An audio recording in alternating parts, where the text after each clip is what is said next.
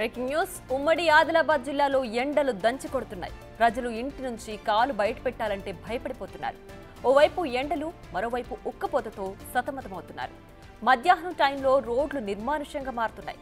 ఉమ్మడి ఆదిలాబాద్ జిల్లాలో భానుడి భగభగలపై మరింత సమాచారాన్ని మా ప్రతినిధి సాయిలు అందిస్తారు.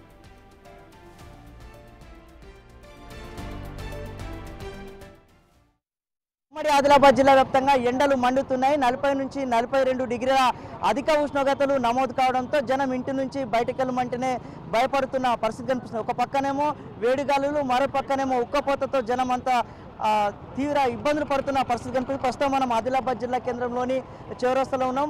సో 42 డిగ్రీల అధిక ఉష్ణోగ్రతలు నమోదు కావడంతో ఇటు వాహనదారులు కావచ్చు, ప్రజలు తీవ్ర ఇబ్బందులు పడుతున్న పరిస్థితి కనిపిస్తుంది. ఎండ ఎట్లా ఉంది, దానికి సంబంధించిన డీటెయిల్స్ ఒకసారి తెలుసుకునే ప్రయత్నం చేద్దాం.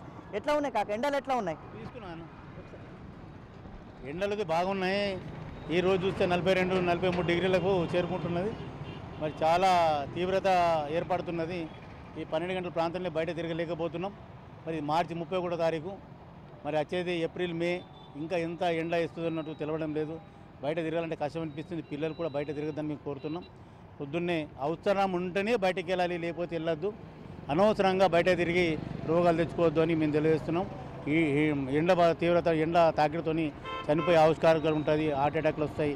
ఏదో అన్ని పిల్లలు కూడా ఏదైతే ఎగ్జామ్స్ ఉంటాయో అది కూడా ఎర్లీ మార్నింగ్ టైంలో పెట్టండి అని మేము కూడా ప్రభుత్వాన్ని కోరుతున్నాం. ఎందుకంటే మధ్యాహ్నం బాగా ఎండ ఉంటుంది. అది ఎగ్జామ్స్ కూడా దాదాపు అయిపోయినాయి. ఉన్న చిన్న పిల్లల ఎగ్జామ్స్ కూడా ఎర్లీ మార్నింగ్ 7 to 8 అట్లా పెట్టేస్తే బాగుంటుందని మేము చేస్తున్నాం సార్. బయటకు వెళ్ళేటప్పుడు ఎట్లాంటి జాగ్రత్తలు తీసుకుంటున్నారు?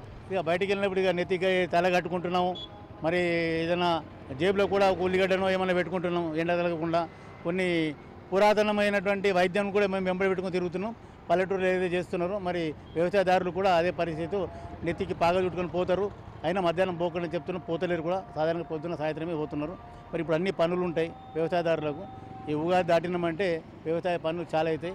అయినప్పుడు ఈ ఎండకు తట్టుకోలేక ప్రాబ్లం అవుతుందని సాయంత్రం పొద్దున్నే పని చేసుకోవాలని మేము కోరుతున్నాం. సో గత నెలలో, మార్చి నెలలో ఎండలు ఎట్లా ఉండే, ఈ సంవత్సరం ఎట్లా ఉన్నాయి? గత మార్చి నెలల్లో మనకు 28, 29, 30, 35 దాటలే. కానీ ఇప్పుడు మార్చిలో 42 దాటింది. అంటే దానికి దీనికి రెట్టింపు అయిపోయింది. మరి అన్నీ ఎండిపోతున్నాయి, బావులు ఎండిపోతున్నాయి, చెరువులు ఎండిపోతున్నాయి, మరి పంటలు కూడా ఎండిపోతున్నాయి.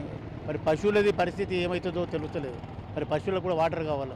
మరి వాటర్ లేని పరిస్థితి కష్టమవుతుంది. మనం ఎట్లన్నా జీవన సాధన చేసుకుంటాం, కానీ పశువులను కూడా ఆలోచించవలసిన అవసరం ఉంది. సో మనతో మాట్లాడక మరికొందరు ఉన్నారు. ఎట్లా ఉన్నాయి ఎండలు, ఎట్లా ఉన్నాయి?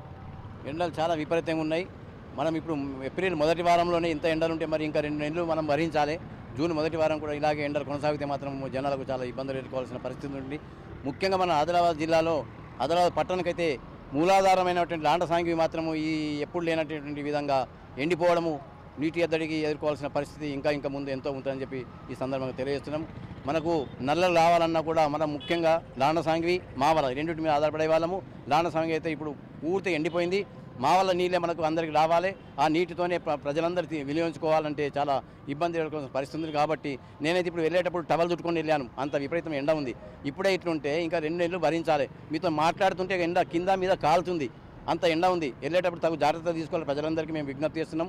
ప్రతి ఒక్క స్వచ్ఛంద సంస్థలు కానివ్వండి, ప్రభుత్వ పరంగా కానివ్వండి, అందరూ వాటి ఎక్కడంటే అక్కడ చలివేంద్రాలు ఏర్పాటు చేయాలి. ఎంతో సేవ చేసినామని చెప్పి గొప్పలు చెప్పుకోవడం కాదు, ఎవరిని ఉద్దేశించి కాదు.